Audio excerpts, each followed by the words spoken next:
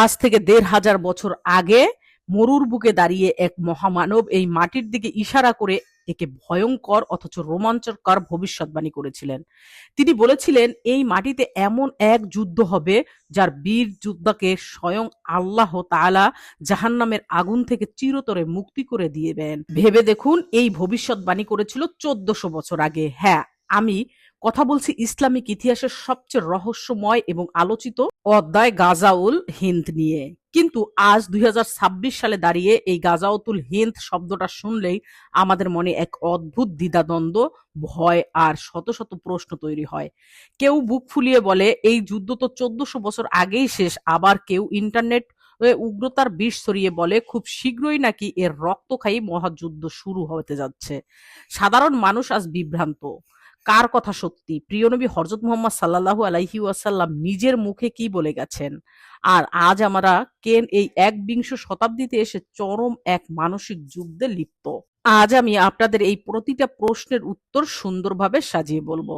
আপনি যদি এই বিভ্রান্তি ব্রাজাল ছিঁড়ে একদম অকাট্য, স্পষ্ট এবং খাঁটি সত্যটা জানতে চান, তবে আজকের এই বিশেষ ডকুমেন্টারি আলোচনাটি আপনার জীবনের অন্যতম সেরা একটি চোখ খুলে দেওয়ার পর্ব হতে যাচ্ছে।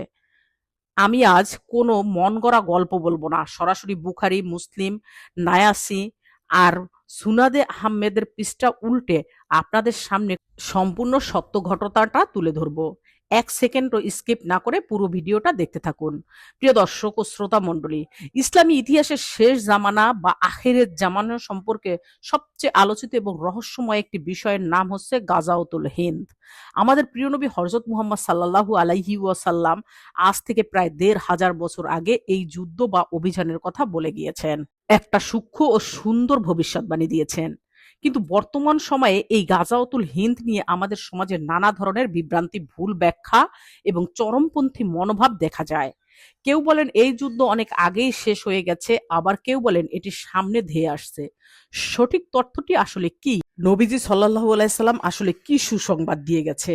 ইসলামী পরিভাষায় গাজোয়া বলা হয় সেই যুদ্ধ বা সামরিক অভিযানকে, যে যুদ্ধ স্বয়ং রাসূল সাল্লাল্লাহু আলাইহি ওয়াসাল্লামের নির্দেশে বা তার জীবন দশায় তার পরিকল্পনা অনুযায়ী হয়েছে, অথবা যার সুসংবাদ ও দিক নির্দেশনা তিনি নিজে দিয়ে গেছেন। বর্তমান যুগে হিন্দ বলতে আমরা কেবল ইন্ডিয়া বা ভারতবর্ষকে বুঝি, কিন্তু প্রাচীন আরবি পরিভাষায় এবং নবীজি সাল্লাল্লাহু আলাইহি সাল্লামের যুগে হিন্দ বা আল হিন্দ বলতে এক বিশাল ভূখণ্ডকে বোঝানো হয়। এই ভৌগোলিক সীমানার মধ্যে বর্তমান বাংলাদেশ, ভারত, পাকিস্তান, আফগানিস্তানের কিছু অংশ, নেপাল, ভুটান, শ্রীলঙ্কা এবং মিয়ানমার অন্তর্ভুক্ত। সুতরাং গাজাওতুল হিন্দ মানে হলো এই বিশাল ভারতীয় উপমহাদেশে মুসলিমদের সেই ঐতিহাসিক যুদ্ধ বা অভিযান, যার সুসংবাদ স্বয়ং নবী করিম সাল্লাল্লাহু আলাইহি সাল্লাম দিয়েছেন। অনেকে মনে করেন গাজাওতুল হিন্দে কোনো সহিহ ভিত্তি নেই। এটি সম্পূর্ণ ভুল ধারণা। এই বিষয়ে বেশ কিছু হাদিস বর্ণিত আছে, যার মধ্যে সুনানে নাসাইয়া হাদিসটি সবচেয়ে শক্তিশালী। আসুন আমরা প্রমাণ সহ হাদিসগুলো জেনে নেই। রাসূলুল্লাহ সাল্লাল্লাহু আলাইহি ওয়াসাল্লাম আজাদ করা গোলামের হযরত সাওরান রাদিয়াল্লাহু আনহু থেকে বর্ণিত, নবীজি সাল্লাল্লাহু আলাইহি সাল্লাম বলেছেন, আমার উম্মতের দুটি দলকে আল্লাহ তাআলা জাহান্নামের আগুন থেকে মুক্তি দিয়েছে। তাদের একটি দল যারা হিন্দু স্থানে মানে হিন্দের বিরুদ্ধে যুদ্ধ করবে, আর দ্বিতীয় দলটি হলো যারা ঈসা ইবনে মারিয়াম আলাইহি ওয়াসাল্লামের সঙ্গী হবে। সূরা সুনানে নাসাই, হাদিস নং 3175। ইমাম আলবানী হাদিসটিকে সহিহ বা প্রমাণিত বলেছেন। হযরত হুরায়রা রাদিয়াল্লাহু আনহু বলেন, রাসূলুল্লাহ সাল্লাল্লাহু আলাইহি সাল্লাম আমাদের থেকে হিন্দের যুদ্ধের প্রতিশ্রুতি দিয়েছেন। নবীজি সাল্লাল্লাহু আলাইহি সাল্লাম বলেছেন, অবশ্যই তোমাদের একটি দল হিন্দের বিরুদ্ধে যুদ্ধ করবে। আল্লাহ সেই মুজাহিদদের বিজয় দান করবে, এমনকি তারা সেখানকার রাজাদের শিকল পরিয়ে টেনে আনবে। আল্লাহ তাদের পাপ সমূহ ক্ষমা করে দেবেন। অতঃপর সেই মুসলিমরা যখন ফিরে আসবে, তখন তারা শাম দেশে মানে সিরিয়ায় ঈসা ইবনে মারিয়ামকে দেখতে পাবেন। হযরত আবু হুরায়রা রাদিয়াল্লাহু আনহু বলেন, আমি যদি সেই যুদ্ধ পাই, তবে আমার সমস্ত জীবন ও সম্পদ উৎসর্গ করে দেব। আমি যদি শহীদ হই, তবে শ্রেষ্ঠ শহীদের অন্তর্ভুক্ত হব। আর যদি ফিরে আসি, তবে আমি হব জাহান্নামের আগুন থেকে মুক্ত এক স্বাধীন আবু হুরায়রা। সূত্র মুসনাদে আহমদ, সুনানে নাসাই, হাদিস নং 3173। এই হাদিসটির সনদ নিয়ে মুহাদ্দিসদের মাঝে কিছু দ্বিমত থাকলেও এর মূল বক্তব্য অন্য হাদিস দ্বারা সমর্থিত। আশা করি বুঝতে পেরেছেন। হাদিসগুলো শোনার পর এখন সবচেয়ে বড় প্রশ্ন দাঁড়ায়, এই যুদ্ধ কি অলরেডি ইতিহাসে ঘটে গেছে, নাকি এটি কিয়ামতের আগে ভবিষ্যতে ঘটবে?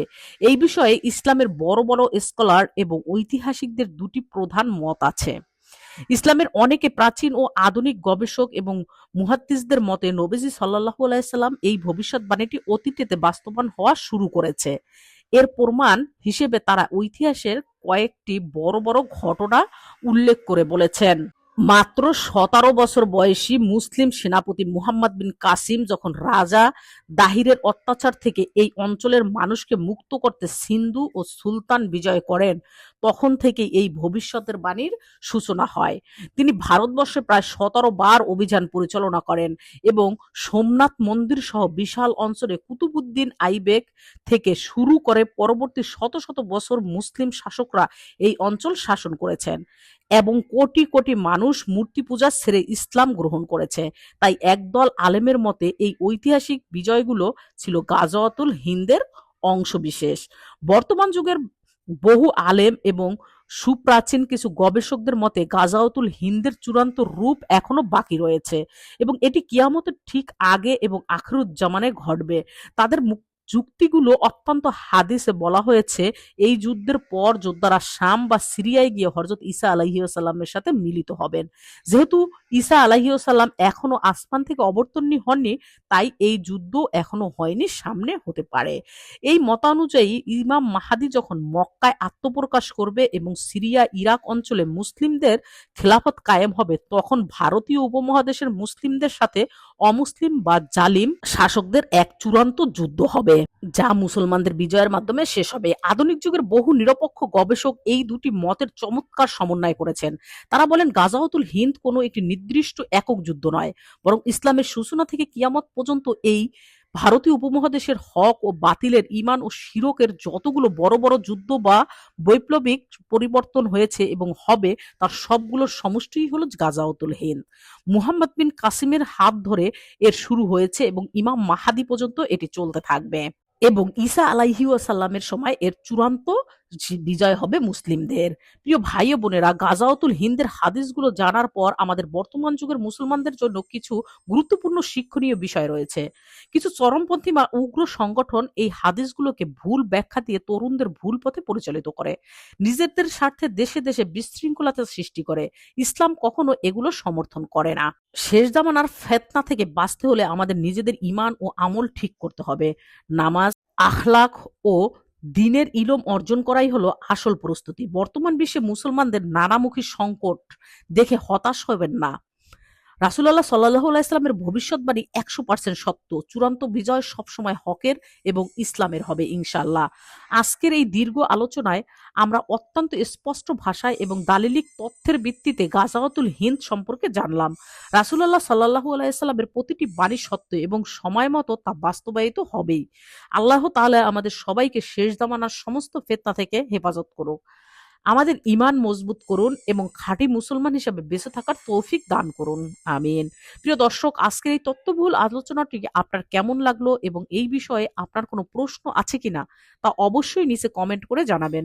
ভিডিওটি ভালো লাগলে একটি লাইক দিন এবং আপনার বন্ধুদের সাথে শেয়ার করে সঠিক তথ্য ছড়িয়ে দিন। এই ধরনের আরো গবেষণামূলক ইসলামিক ভিডিও পেতে আমাদের চ্যানেলটি এখনই সাবস্ক্রাইব করে পাশে থাকা বেল আইকনটি অন করে রাখুন। দেখা হবে পরবর্তী কোনো গুরুত্বপূর্ণ ভিডিওতে। ততক্ষণ পর্যন্ত সবাই ভালো থাকবেন, সুস্থ থাকবেন, এই কামনায় আজকের জন্য বিদায়। আসসালামু আলাইকুম ওয়া রাহমাতুল্লাহি ওয়া বারাকাতুহু। আর হ্যাঁ, এতক্ষণ পর্যন্ত আমার সাথে থাকার জন্য সবাইকে অসংখ্য ধন্যবাদ।